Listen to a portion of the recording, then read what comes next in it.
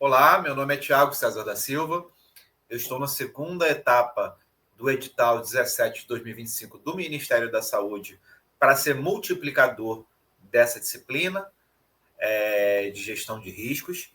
E falando um pouquinho sobre mim, eu tenho experiência nessa área de mais de 10 anos, ok?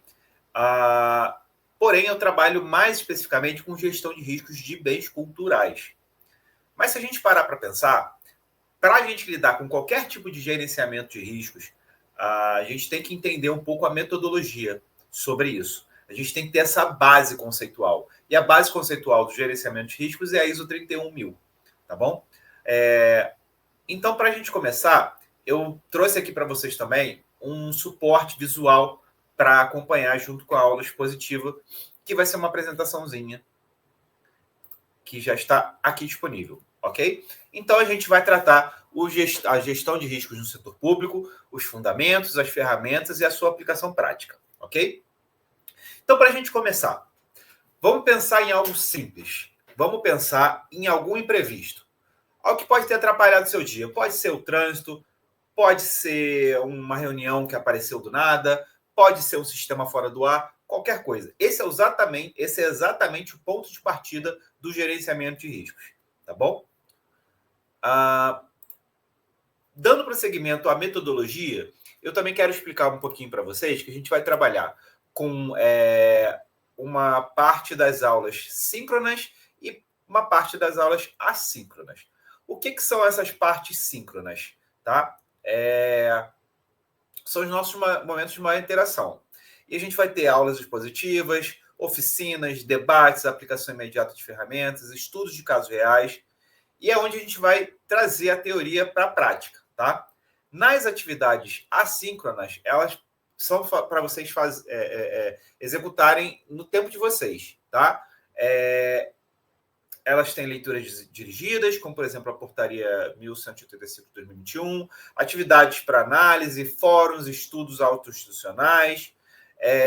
O assíncrono, ele prepara a base, tá? Enquanto a gente vai tratar, né, a sincronar de uma maneira mais dinâmica, numa troca mais efusiva, o que vai dar esse embasamento para a gente fazer essas discussões são essas aulas assíncronas, que é basicamente uma leitura guiada que a gente vai trabalhar junto com vocês, tá bom? Agora vamos transformar essa conversa numa coisa um pouquinho mais lúdica para auxiliar um pouquinho mais nessa nossa conversa, tá?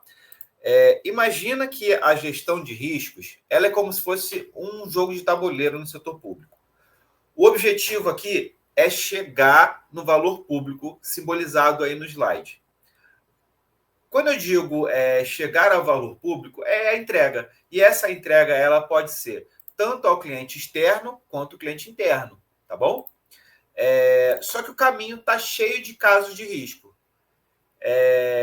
Fraude, não conformidade, riscos reputacionais, problemas de TI, risco financeiro.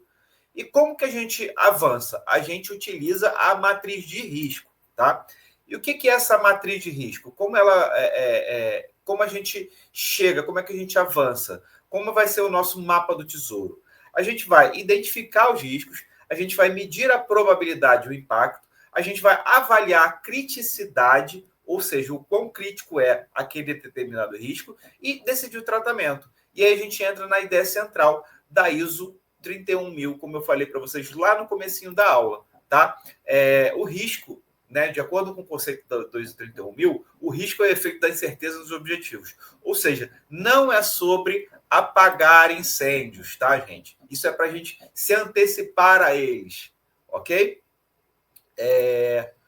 Aqui a gente está tratando um pouco também sobre a ISO 31000 novamente, e a gente vai fazer uma conexão com o processo oficial. Para dar base nesse jogo, a gente vai utilizar a estrutura do estabelecimento de contexto, da identificação dos riscos, da análise, da avaliação, do tratamento e da comunicação e o monitoramento, tá? Aí a gente está usando o exemplo do diagrama de Chikawa, também conhecido como espinha de peixe, para a gente identificar as causas raiz de uma falha de TI. Isso aí eu botei simplesmente para a gente poder exemplificar um pouco mais, né, dessa nossa discussão. Então, a gente vai simular uma análise realista semelhante às oficinas que a gente vai trabalhar nos nossos encontros síncronos. Tá? A gente vai fazer identificação. O risco que eu botei, para exemplo, aí para vocês. O atraso na entrega de serviço essencial devido a uma falha no sistema de TI. E análise dos casos, das causas, no diagrama de Chicau aí, né, o espinho de peixe. O problema não é só o sistema falhou. Isso é muito pequeno. A gente tem causas muito maiores para tratar sobre isso. Tá? Vamos às causas estruturais. Tá? A gente está falando de pessoas, de processos, de tecnologia, de materiais, de ambiente e de métodos. Tá, gente? E dentro desses processos, a gente tem, quando a gente fala sobre pessoas, lacunas de capacitação, processos, fluxos inadequados, tecnologia, sistemas desatualizados, isso é muito relevante quando a gente fala principalmente de TI, tá? Fatores externos quando a gente está falando de ambiente e protocolos frases quando a gente fala de métodos. Metodologia é sempre um embasamento muito importante para a gente lidar, tá bom? A gente tem que rever esse fluxo de uma maneira bem contínua. A gente tem que fazer a definição dos responsáveis, fazer a indicação do monitoramento, priorização da TI ou a melhoria da infraestrutura, que também isso é importante, porque depende da estrutura que você tem na instituição para poder melhorar o ambiente informacional desse local. Entende? Isso foi só um exemplo mais prático para trazer para vocês o nosso dia a dia e o que a gente vai discutir. É exatamente o tipo de raciocínio que a gente vai lidar no treinamento dos cursos que a gente vai trabalhar. Tá bom? Nesse slide aqui, eu trago para vocês uma outra visão para complementar. Tá? A gente faz uma conexão com governança. A gente tem que entender primeiro que gestão de riscos não é burocracia, é inteligência da governança. E ela fortalece a proteção de recursos, o alinhamento estratégico, a responsabilização e a integridade e transparência. Responsabilização é um termo muito comum em inglês, que é usado quando a gente fala de administração, que é accountability. Tá? Só que aí eu preferi trazer para vocês o termo em português mesmo, para a gente lidar com isso de uma maneira conceitualmente mais aprazível para a gente entender de uma maneira mais natural. Tá? Ou seja, as melhorias e os resultados, eles são mais consistentes e com isso tem mais valor entregue ao cidadão. E ao cidadão eu digo novamente, faço aquele meia-culpa que eu falei anteriormente, a gente está falando de entrega a cidadão, mas a gente também está falando de cliente interno e cliente externo. Tá?